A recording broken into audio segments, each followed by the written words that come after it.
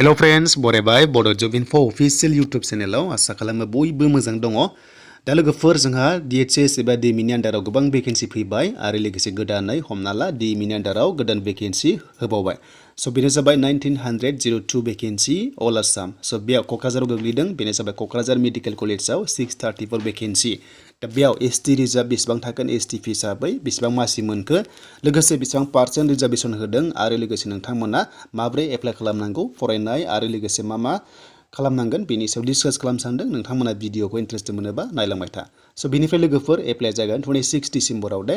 26 December जानाय लोगो लोगो नोंथांमोना अनलाइन एप्लाइ खालामदो आरो लास्ट डेटआ बेनिया 9 जानुवारि।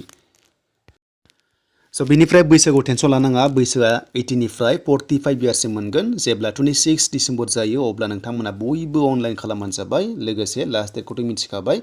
थ' नोंथांमोना लास्ट डेटनि सिगां एप्लाइ खालाम। मा लिंकआ जुदि सार्भार डाउन जायोबा हाया स' बेखायनो थाब खालाम आरो लोगोसे अफिसियेल फुल डिटेल्सआ बे नोंथांमोना मोनथारसिगोन DHS एबा DME नि आन्दाराव। स' बेनिफ्राय सिगाङाव भेकेन्सिबो ओंखारदोंमोन DHS DME बेनिफ्राय आयुषबो दङमोन। जेराव भेकेन्सिया 5000 नि बारा दंमोन। अके स' 5000 नि बारा दंमोन आरो लोगोसे गोदानै ओंखारबावबाय। दा लोगोफोर दानिया 1900 आरो सिगांना 5000 अलमस्ट जोंहा 7000 जाहैसिगोन। गासै हमना ला 7000 खौ जों लाबाय आरो स' नोंथांमोना बेबादि मोनदों। गासै भेकेन्सिया हेल्थ डिपार्टमेन्टआव बेबादि लांदां जाना दङ। स' नोंथांमोना खायसे मिथिगौ ST रिजार्भेसना स्टेट नर्म्स बादिब्ला 10% रिजार्भेसन मोनो। अके 10% मोनो आरो जुदि 10% मोनोब्ला 7000 आव 700 ST फि नि भेकेन्सि थानांगौ। लोगोसे क'क्राझाराव जुदि 634 अके क'क्राझाराव जुदि 634 दङबा स' नोंथांमोनाबो रिजार्भेसन मोनगोन। दा हमना ला स' नोंथांमोना 7000 नि गेजेराव 700 लानो हायो आरो एप्रक्सिमेटलि ST फि हिसाबै जुदि 10% रिजार्भेसन होयोब्ला स्टेट नर्म्स बादिब्ला।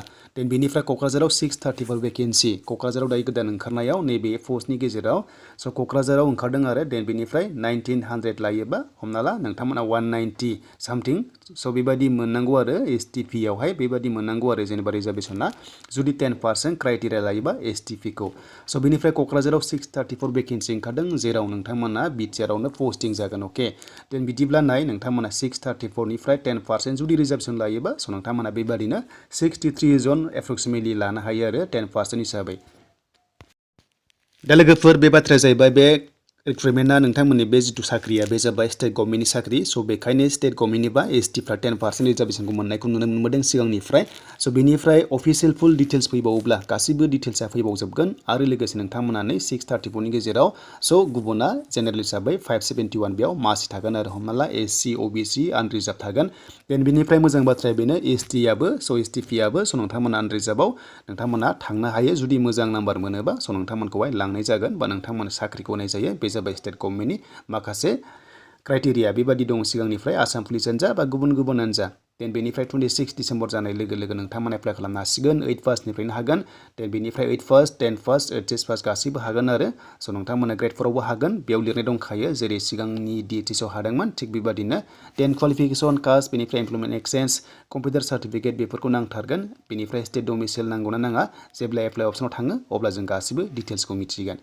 स' बेनिसिम लोगोफोर देन बेनिफ्राय BTR गभर्नमेन्टनि साख्रि ओंखारोबा स' बांसिन रिजार्भेसन मोनगोन ST फोरा मानोना बे जाबाय BTR आव जुदि ओंखारोबा थ' ST फोरनि थाखाय एक्सट्रा स्पेसियेल खथा थागोन। जेरै दा ST फ्रा आसाम स्टेटआव 10% मोनोबा थिग बेबादिनो गुबुन कास्टआ खम मोनगोन। अके दा बेनिसिम लोगोफोर दिनैनि हेल्थ डिपार्टमेन्टनि माखासे आपडेट।